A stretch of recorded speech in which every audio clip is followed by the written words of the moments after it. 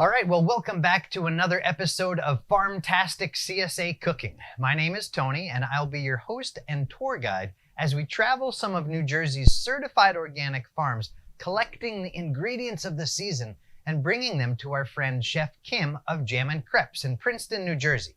Now this month, we're going to visit Genesis Farms way up in North Jersey, and we're gonna see what awesome stuff they've got to give to Chef Kim. So let's go check them out.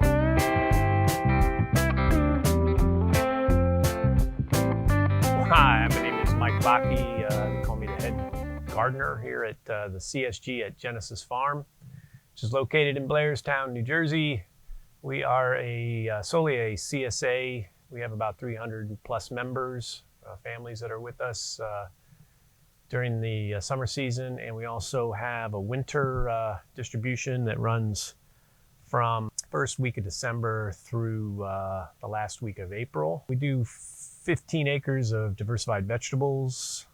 We have a small orchard, apples and pears, some pawpaw. We started back in 88. So I believe we were the first CSA in project in Jersey, and one of the first in the country, actually. And I'm proud that we've been able to keep this going for so long. And the reason that is, I think, is because we have a strong community that really has bought into this whole idea, and people care about it. And so while I'm part of the growing staff, we have a bunch of other people, our board and other members that do an awful lot of work to keep this experiment going. Hi, welcome back to Farmtastic CSA Cooking. We're here at Jammin Crepes Kitchen in Princeton, New Jersey, and I'm Kim, proud NOFA board member, and thanks so much for joining us for actually our fall episode of Farmtastic Cooking. And we have this beautiful assortment of fall produce from Genesis Farm in Blairstown, New Jersey. And it's really quite really an interesting assortment, some fun things. So when I looked at this array, and we're gonna go through it, I was inspired to do a few things that we're gonna prepare today, some nice recipes, but some lovely, nice potatoes, freshly dug potatoes, you can see, with the earth on them still. We'll get those washed up to make that would make a great soup. They also have some fresh leeks have come. Maybe a leek and potato soup would be lovely. Nice head of red lettuce. Radicchio, beautiful head of radicchio. That would be delicious grilled, brushed with a little olive oil, split and grilled, or just in your salad. Radicchio has a nice bitter flavor to it. Some fresh broccoli. Nice little baby carrots. There's a great assortment of fall veggies in here that I would really be inspired to make a nice vegetable soup. Just do that with all this lovely stuff. Some eggplant, a big assortment of peppers, sweet and hot. And we're gonna throw a bunch of those in the oven in a second, get them roasting. Some nice, these apples, they're not pretty, but they're so yummy and crisp that it really inspired me to share with you today one of our first recipes that we prepared for the restaurant when we opened in 2011, actually, out at the West Windsor Farmers Market. And it's a spiced apple filling that's going to remind you of a really good apple pie, and something that I think you'll enjoy preparing. It's a great time of year in New Jersey for local apples, and there's so many delicious varieties. You're going to love this recipe. There's some nice seasoning, some cutting celery, and some broccoli rabe leaves, and some collard greens, a lot of great soup ingredients, lots of fresh produce. We also winter squash. It's that time of year, and there's so many different varieties. This is a lovely little type of winter squash. I'm going to show you how to pickle. You can use that, a nice, fresh, quick pickle. You know us, we love our pickles. So we're going to start out right now. When you have peppers, there's so many different types of peppers this time of year. These are some nice long, I think these are going to be really sweet peppers. in general, rule of thumb, the smaller the pepper, the hotter it is. I think that's going to be a nice little cayenne pepper. And we have some others. We're going to arrange them. You don't do anything. This is our favorite way to do peppers. Just chuck them on a sheet pan in the oven. I've got a 400-degree oven going. That's what you'll want to do. Some of the smaller ones we'll take out earlier, but we're going to throw them in whole, and we're just going to roast them until the skins blacken and they just collapse, and then you'll see what we can do with them. We're going to actually put them in a sauce today, but it's a great way of preserving them. You can put them in olive oil when they're done, and keep them in the fridge and use them for lots of different things. So we'll pop these in, and then we'll get started on something else.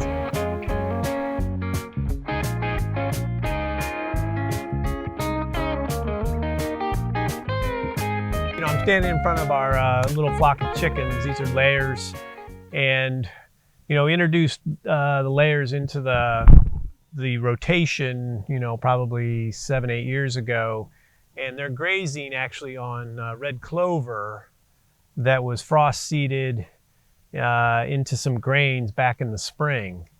And then I took off it was rye, actually rye berries. So I took the rye off in the summer. And the beautiful thing is then you have a whole cover crop ready to go. And that's the red clover that's shooting up now. It particularly likes the cool temperatures, and the chickens absolutely go crazy over it. So, win-win-win for everybody.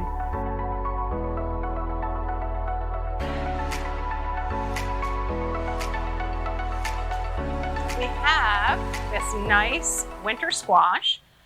One of our favorite things to do at Jammin Crepes is to pickle things as a nice way of preserving them. We're going to make a nice quick pickle with this squash. So just want to make sure that you've got a really firm grip on, and the good thing is that this type of winter squash and this time of year, the skins generally aren't that tough. But if you do find, here's a nice little tip, if you do find that you're feeling uncomfortable because the skin is a little bit too tough when you go to cut it with your knife, make sure you have a good sharp knife, first of all, hold it very steady.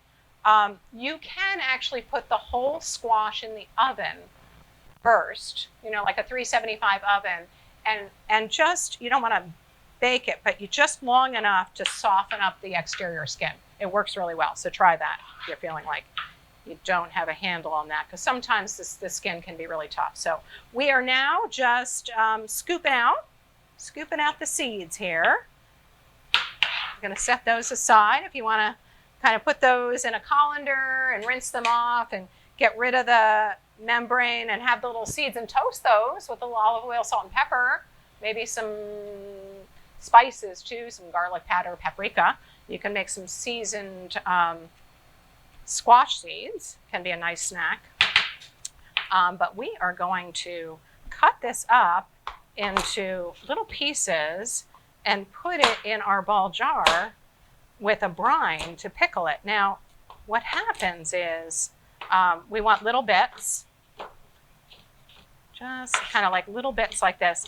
And you'll see that once they're pickled, the brine we're going to use has some nice spices in it, a little peppery, with the peppercorns and a hot pepper flakes, some mustard seed, and some bay. And then once they're pickled, it's really nice to sprinkle on a fall salad. If you have another type of squash that you want to do, like a butternut, you can also cut ribbons. But I'm going to show you. This is really just kind of get little pieces, dice it up. We've got on the stove behind me, we have a pot of brine cooking right now. Okay, so we're going to put some little dice of our winter squash in here. And what's so nice is there's so much delicious nutrients in this, beta carotene and good things for you, that it's really nice raw. You don't usually think about winter squash as raw, and this is really just pickled, so it really is raw, barely cooked, with a warm brine on top. Get all those yummy nutrients. So we're putting some dice in there. Now I want to show you another way to do it with something like a butternut squash that you might have. I'm going to put this nice pepper, fresh pepper in there. That's going to give us a little heat too. Take a nice sharp vegetable peeler and get off your kind of the skin first. This works really well, this method on a butternut, because it is smooth. It doesn't have the ridged finish like this, like the acorn and the sweet dumpling and things.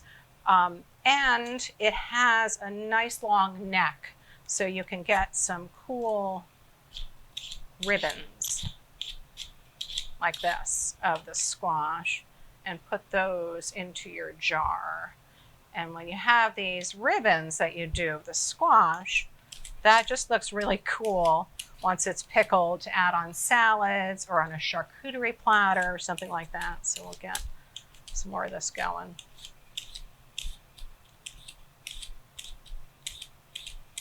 Got to have a nice sharp vegetable peeler.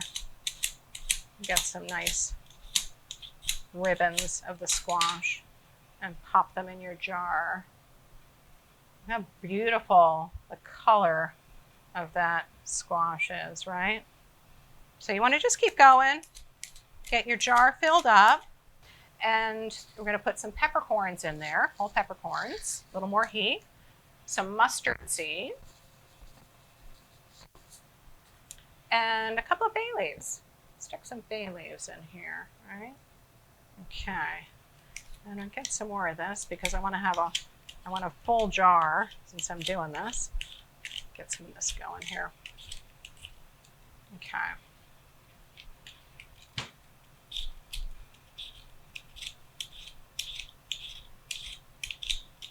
Okay. All right. Let's get these in here. Nice. All right. So next step is the brine, which is on the stove, just warmed up with its 50-50 cider vinegar and water, with a tablespoon of sugar and 3/4 teaspoon of salt. And all we're doing here is warming it on the stove. You don't need to boil it, you just want it to be hot. So that when we pour it over, we get a nice infusion of the flavor of all of those herbs and spices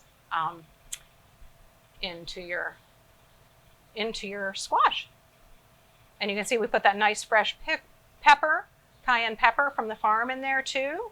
If you don't like things hot, you don't have to do that, but it's really nice to have the kick, I think, if you like that. So, and we're gonna just put a lid on it. Guess what? It's done. Put that little piece in there. You can let it cool first a little bit, right? But then ultimately you're putting a lid on it and you're putting that in the refrigerator. And this is going to be delicious by tomorrow. So it's a quick pickle, super easy, super delicious, pretty. You'll enjoy that. And serve it on salads, on a charcuterie platter, or just like in a grilled cheese sandwich with pickles inside. So yummy. So we're going to move over to doing something with our apples next. So this is our fall field. This is where, a good amount of stuff that is in the share today came from. We got broccoli and cabbage on the far side of the field, a little bit of cauliflower coming up. I mentioned earlier about the winter distribution. We grow winter turnips and winter radishes that we will harvest and put in a root cellar. So they're in the middle. We grow a bunch of bok choy and tatsoi. There's some lettuce here, a big bed of Napa cabbage, which will be heading up pretty soon. Basically a lot of greens, kale that we're just getting into thinning and putting the small kale leaves into the small kale plants into the share. One of the things we're really good at is we don't waste anything. So, almost to a fault. And then spinach will be coming in a couple of weeks. Some of the stuff got in late this year, and I don't think the overcast and the rain has helped tremendously. So it's been a little bit slow getting going, but you know, it always shows up.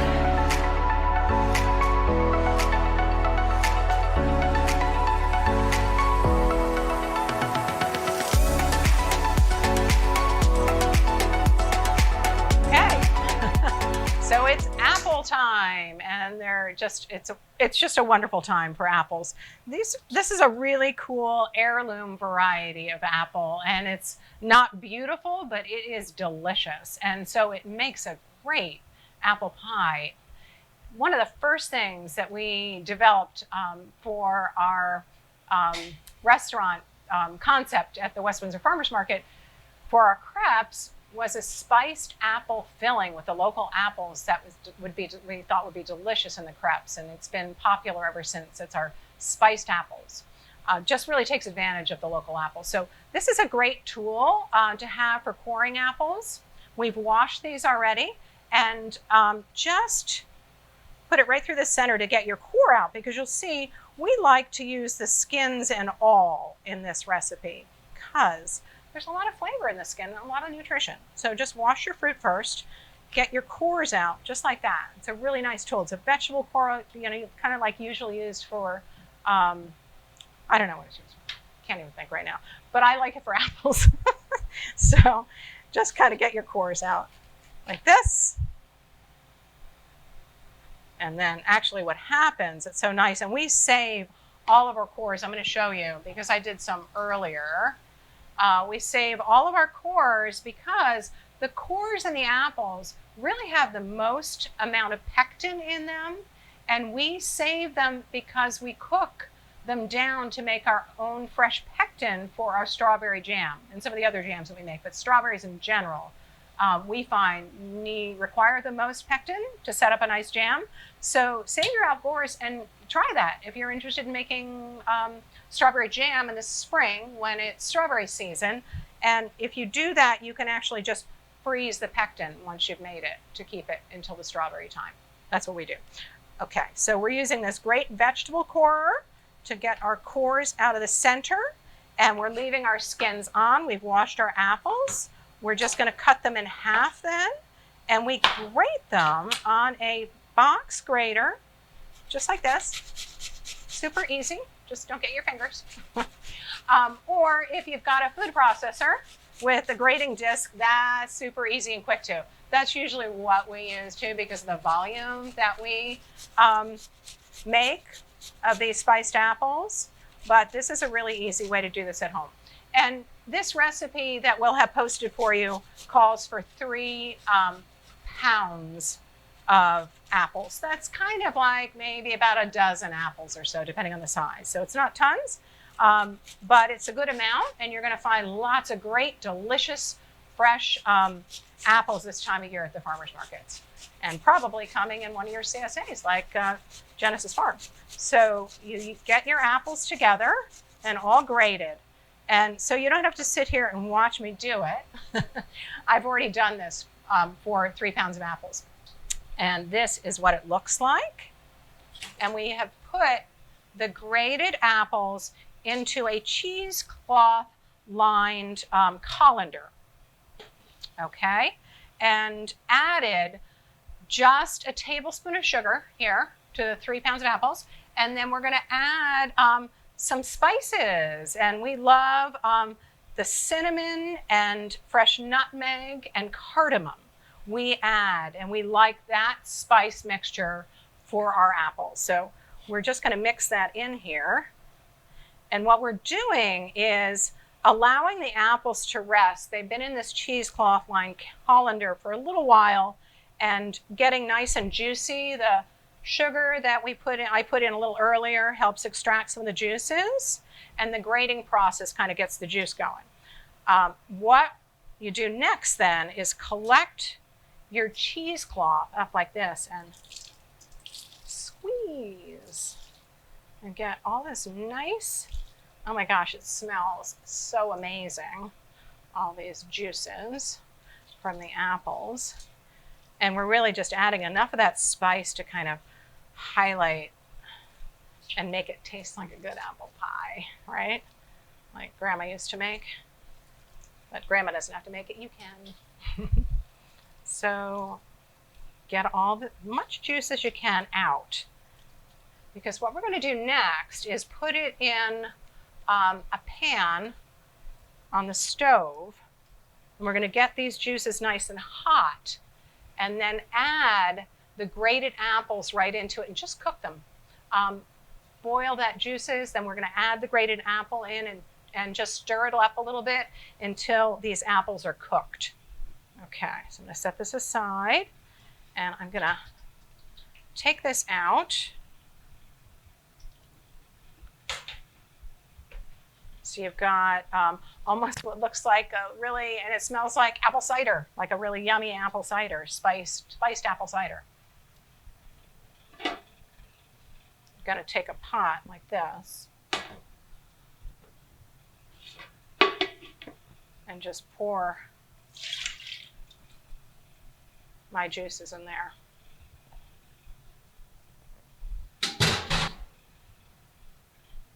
Okay, I'm going to put that on the stove and just bring it to a simmer and then stir my apples in, cook them for like 3 to 5 minutes.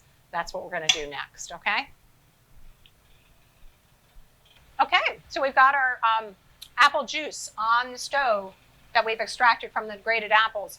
And we're adding a little bit more sugar to this. It's a total of a 1/3 cup of sugar for the 3 pounds of apples. It's really not that much sugar. It just kind of helps bring up the flavor. If you did not want to add the sugar, you can do that as well. We find it's really nice. It heightens the flavor with a little bit of sugar. So now we've got our apples that are in the cheesecloth. We're just kind of opening it up. We're going to dump that right into our pot of simmering juice, seasoned like this, and stir it around really just until these apples cook ever so lightly. You want them cooked in this juice. Just kind of a way of kind of infusing all of the flavors in there, but you're not going to overcook it because you do want the texture of the apple still. Have to cook just about maybe like 3 to 5 minutes. Stir it around, and that's going to be so delicious. We're going to put that, we're going to show you how to make a crepe in a little bit and put it inside with a little brown butter and cinnamon sugar with these spiced apples, and it's going to taste like an amazing homemade apple pie. You're really going to like it. If you were thinking about preserving something like this, you can do that. Just kind of like when we did the tomatoes during Festimato, and I was showing you how to can the preserved tomatoes. You can preserve this hot water bath in pint jars. Then you'll have it tucked away to make an apple pie or an apple tart or something like that if you'd like. It's actually really good with a grilled pork chop as well. But to preserve it, you want to add a ½ teaspoon of citric acid to your jar per pint before you do the hot water bath canning, just to make sure that it's safe and has, you know, enough acid in there for a safe hot water bath canning process. So you can try that. Or you can also just pack, once it's cool, pack bags of it to extract as much air as you can and freeze it too. Freezes really well. So this is just a really nice way to preserve the local apples when they're at their peak. Okay, so I think that's ready. We're going to make a crepe. This is what we do at Jammin Crepes. And this is the traditional French way, the crepe pan. Just want to get enough batter on there to coat it evenly. We've got a nice hot pan, and we're going to let that set just until it gets a nice golden brown. And I usually tell by the bubbling on the surface, kind of not unlike if you were making pancakes at home. You know, you look at for the bubbling. And then a little light coloring around the edges. I like to use, this is an offset spatula. I find that this is a super helpful tool for just kind of releasing the edges before I go to flip it. And then I'll grab it and flip it right over. We got a nice golden crepe, which is going to be delicious for the spiced apples that we made earlier. We're going to put them inside. On the burner over here, I'm going to show you, I took some butter and just browned it, kind of made just beyond the clarified butter stage where you get a little browning on the edge. The browned butter gives it a really nice nutty flavor that we're going to brush inside the crepe before we add the apples. Okay, so I'm going to flip my crepe now, and I'm going to grab a pastry brush and just brush some of this butter right on here. And I'm going to grab some cinnamon sugar, a little shaker of cinnamon sugar. Put that right on here. Nothing that a little butter and cinnamon sugar couldn't take care of, right? We're going to put some of the spiced apples right on top, and it's going to be amazing. Just like a delicious apple pie, but even better. Okay, so there we go.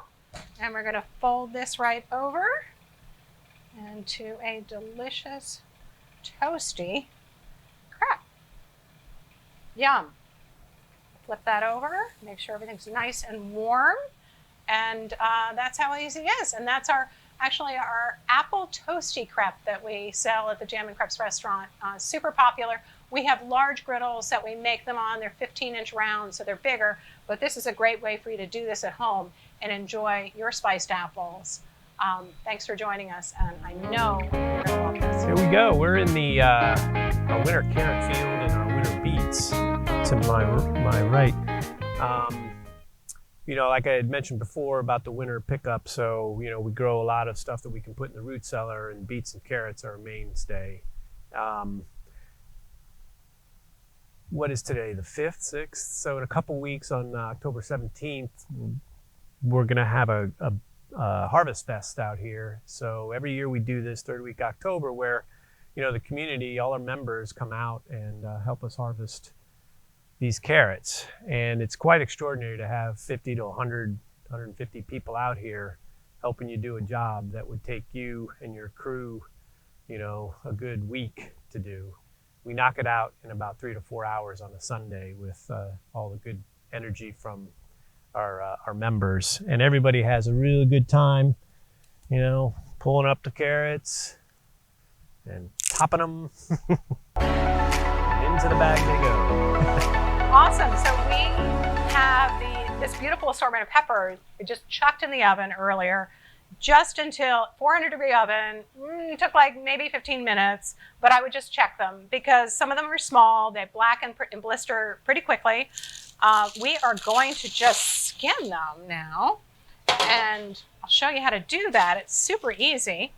Now that they're all soft, the skin pulls right off. Now, there's a tip. Some people say you can throw them in a paper bag that helps steam off the skins, but I find if you've got a nice hot oven and they're blistered, they're going to come off. You're going to want to cool them first, though, you know, because when they're really hot, they're hot, and you're not going to do that. So set them aside to cool, and then your skin's really just going to kind of pull right off, which is amazing and really nice. And you have these all velvety, tender pepper flesh. Just kind of cut off your top there and slice them. You don't even have to slice them, just pull them right open like this. Look at how beautiful that is. And just use the edge of your knife to scrape out your seeds, you know, like the seeds. Now these beautiful silky flesh of this sweet pepper you can use in so many ways. Now we have another sweet pepper here. This is a red one. You want to be careful if some of the smaller peppers are hot. You might want to wear gloves when you're doing this if you're sensitive to that type of thing. I happen to have kind of asbestos fingers, so it doesn't bother me. But it will if they're, you know, if they've got a lot of capsaicin, I think is the kind of chemical hot stuff in there. So you want to split this open. And then we're going to just dice these up, these lovely sweet peppers up, and add them into our sauce with some roasted eggplant, I took some of the nice small eggplant from the farm share, just diced them up earlier and tossed them with a little bit of salt and pepper and olive oil and pop them in the oven. So they're roasting as well now, the eggplant. It's almost like a caponata type of sauce that we're making. But it really takes advantage of all the nice fall produce, the eggplant, the peppers, the garlic, and some tomatoes. And so if you've got some of those nice canned tomatoes that you've preserved, this is great to add them into as well. So then you're just scraping out your seeds. You've got all this nice tender pepper flesh. You can take these peppers then, if you want to use them for other things. Like I love just some pepper like this that's kind of preserved in olive oil. And when I say preserve, you're just going to put it in a jar and top it with some good olive oil and maybe some slivers of garlic, and put them in the refrigerator, and then use them in a grilled cheese sandwich. So delicious. I know I say that a lot because probably one of my favorite things is a grilled cheese sandwich, which takes the form in our restaurant of a crepe with some really good cheese inside. But they're great on salads as well.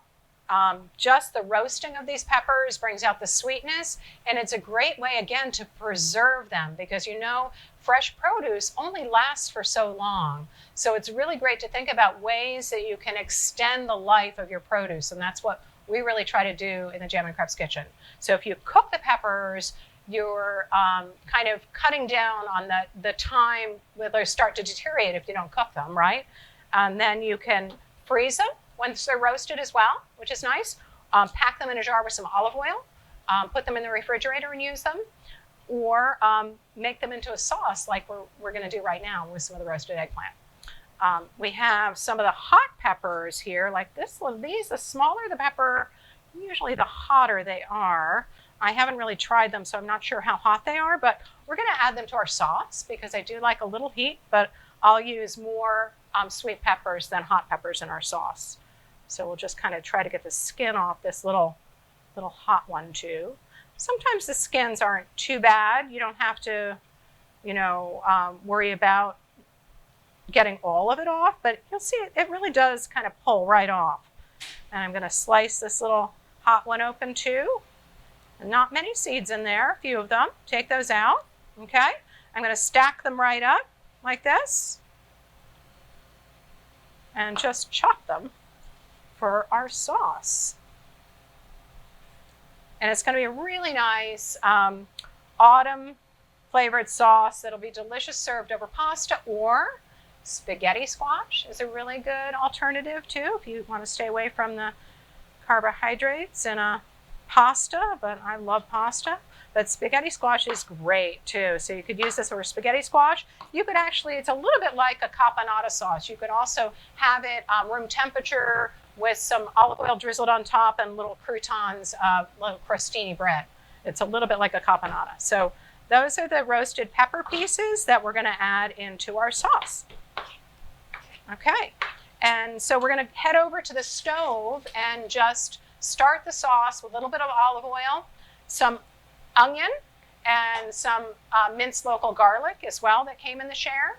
And then we're going to add in our roasted eggplant that's going to be coming out of the oven in just a minute. I'm going to show you, okay? Now we've taken our peppers out of the oven and skinned them and kind of taken the seeds out. We've roasted our eggplant, and now got a pot on the stove with just a couple tablespoons of olive oil, sauteing onion and garlic. And I'm going to deglaze this now because it's been on a little bit. I've got some browning, nice caramelization, just starting on the onion and the garlic. You don't want to burn it, but you have some nice caramelization. I'm going to deglaze the pan now with some red wine, okay? And stir that up. And this is going to add some nice moisture and a nice level of flavor to our sauce. We're going to put our peppers in now. Okay, these are our roasted and skinned local peppers, a really nice assortment of sweet and hot.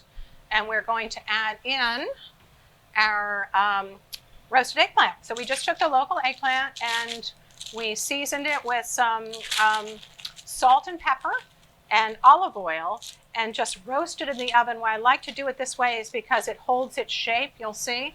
We'll get it into our sauce. We just got to get it off the paper here and into the pot. Our eggplant in there, sticking. Okay, here we go.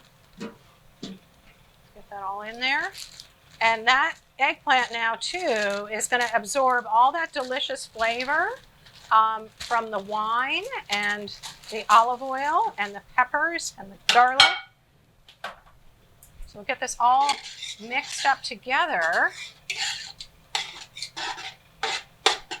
And we're going to add some crushed Jersey plum tomatoes. Okay, just kind of get that flavor going. We've got the plum tomatoes next. This is going to be an awesome sauce. Really good flavor. You can use whole plum tomatoes as well, and just kind of, if I have my plums that I've canned, I'll crush them with my fingers a little bit. These are Jersey crushed plums, already crushed.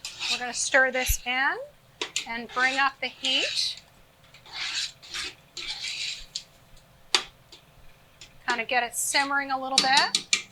And we're going to add in some capers. So we're making almost a little bit like a puttanesca type of sauce, or almost maybe caponata, if you've heard of that. We like to use the capers that are packed in salt versus vinegar, but then you may want to rinse off a little bit of that salt before you put them in your sauce, because we're also going to add some chopped Kalamata olives, because I love the bold flavor of this, the olives, but they're salty too. But you've got the sweetness of the peppers and the eggplant and the tomatoes and the salty, briny flavor of the olives and the capers. And it comes together in a really quick sauce that doesn't have to cook very long, because you've already roasted your peppers, roasted your eggplant on a sheet pan in the oven. You can do that even a few hours in advance, and then throw together this sauce really quickly. It has so much flavor, and it's great over pasta. It's great over spaghetti squash. Also really nice appetizer when it's room temperature on little crostini rounds. I may have said that before, but anyway, it's good stuff. So I think you're going to like it. I can really smell all those flavors now that are happening. And then I also like, if you have any fresh basil from the garden, or I think from our CSA we had some cutting celery. That would be kind of like a nice finishing herb we could put in here as well. But I would say kind of anything nice. You have some nice Italian parsley that's come in your CSA box. You could do that. So I'm going to put some of this cutting celery in here to finish it off. And I think this nice kind of fresh green herby accent at the end is a really nice way to add another level of flavor into this sauce. And you know how it is when you're cooking soups and sauces and things, or any kind of cooking, you really want to think about the levels of flavor. Oh, I can smell this celery, which is so amazing. Okay, so we're going to sprinkle this in here. Pull our heat up. And when you're using these fresh herbs, it's really best to add them at the end, right? Delicious. You see that sauce, how nice and chunky it is? Yum, yum. I think you're going to love that one. So it's a roasted eggplant and pepper sauce with local garlic and onions and some fresh herbs. And I think you're really going to like that. And your canned Jersey tomatoes. So you can, everything local in this sauce. You're going to love it. And make lots of it. You can freeze it. Great way to preserve it. Have it all winter long, too. Thanks for joining us. CSG at Genesis Farm has a long-term lease. So we do not own this particular land, but the Sisters of St. Dominic in Caldwell, New Jersey, had the foresight to offer us a long-term lease, a 50-year lease. And we're actually into the 30-something year of that lease. But it does give us a peace of mind that we can make improvements, invest in infrastructure, not worry about getting kicked off the next year. So what they've done has been really full of foresight, and we appreciate, what they've done. We try to be good stewards of this gift, or the opportunity rather. We pay them rent, but yeah, it's a real blessing to be able to use this space. All right, folks. Well, that wraps up the season of 2021 Farmtastic CSA Cooking. I hope you have learned some awesome recipes and become more aware of what vegetables are in season at what times. And just a reminder, the really important partner of this program is the Suppers program. Really great opportunity to teach people how to reconnect to eating healthy and understanding where the food comes from. And of course, our very special sponsor, NOFA New Jersey, the Northeast Organic Farming Association of New Jersey. Everything, anything, farming and gardening and community, go check them out, NOFA-NJ.org. There's so much more to come thanks to you and all of the other supporters that are helping make this programming what it is today. So thank you very much, and until next time.